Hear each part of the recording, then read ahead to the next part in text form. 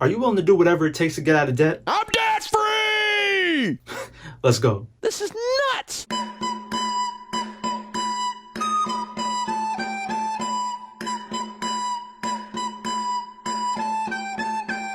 So what's official, the new show Squid Game has just become Netflix's most watched original series with 111 million viewers. Damn!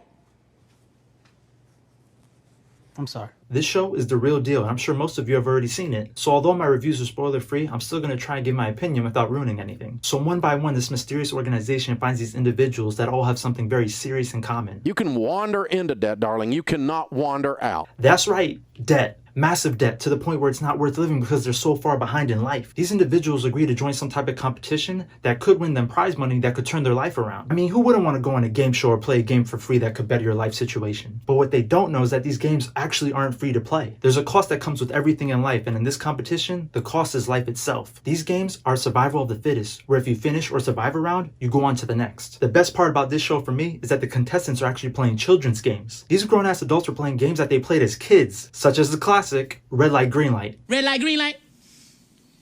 Red light, green light. It's always good when a form of art can combine nostalgia with something new and exciting. And that's what this show does while also touching on so many different themes at the same time. The story is set in South Korea, and the whole series is actually filmed there too. The natural state of the show is actually spoken through Korean, but Netflix actually has subtitles for 31 languages and dubbed in 13 languages, meaning that there's actually English voice actors talking over the Korean actors, for example. At first this threw me off because I went into the show not knowing what to expect. I also don't usually watch dubbed entertainment unless maybe anime. You do get very accustomed to this after the first episode, but this doesn't apply to every actor or scene.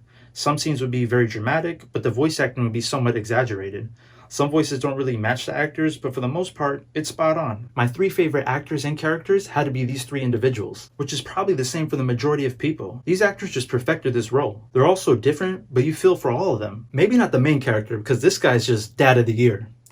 I'm just kidding about that. If you've seen it, you know. I mean, the guy is trying, but he's just irresponsible, his life's a mess, and he's just simply a bum. But he's our common underdog of the story, and he has a great heart. I've grown to like him a lot, but there's times where this dude pisses me off throughout the show. Like I said, if you know, you know. There's times when it's like, really? Did we really have to? You do know that. Are you sure? Well, that's on you. I'll try to tell you. Bruh. Every actor brought their A game, so I don't want to speak too much on all of them individually. Same with the characters, because every character is so different from the other that allows each character to have their own development.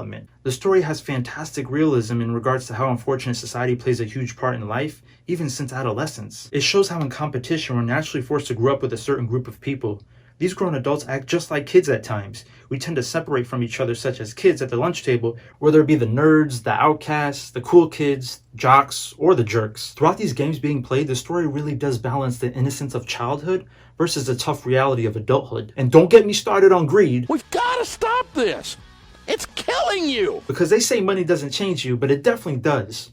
Or does it? Some of these people are ruthless in the show to get that money. Remember, their real lives outside of these games are pretty much useless because of how much debt they're in. I can't blame some of them because you gotta do what you gotta do. It's just crazy and unfortunate how money really does run the world and what some people would actually do for it. I almost forgot to mention the workers that administer the games being played. I love the idea to have everyone masked up. It was so annoying not knowing who these people were, what they looked like, or where they're from. I mean, you have this guy with the shape of a square, this one wearing a damn circle, and this one a triangle. And for me, I couldn't stop thinking about the damn PlayStation logo. I guess they forgot to have someone wear the X symbol, or if you call it a cross symbol if you're a maniac.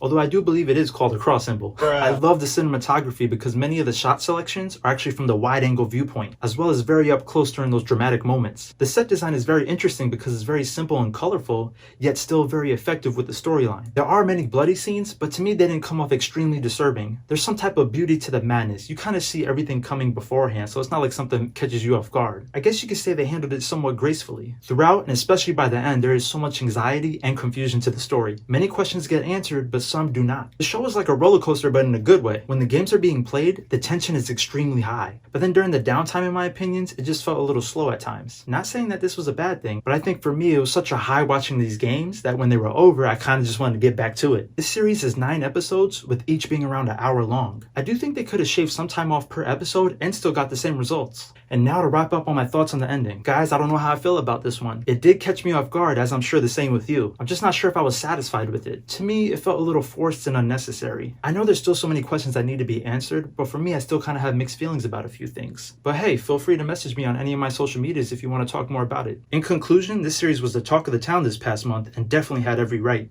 This amazing plot and interesting characters drove social media and pop culture. Although I had very minor mixed feelings, that still doesn't come close to how awesome the production, acting, and storyline was. Dave, let them know how hyped this show really is. You spend 100,000. How does spending 100,000 to get 1,000 back ever make you rich? Where did you take your math class? Really, this is absolutely ludicrous. If you enjoyed this video, make sure you hit that like button. And if you want to see more, just subscribe. If you want notifications for new uploads, hit that bell icon. Also, if you could share this video with your family and friends, I would greatly appreciate it. Thank you for watching, and I'll see you on the next one. Peace.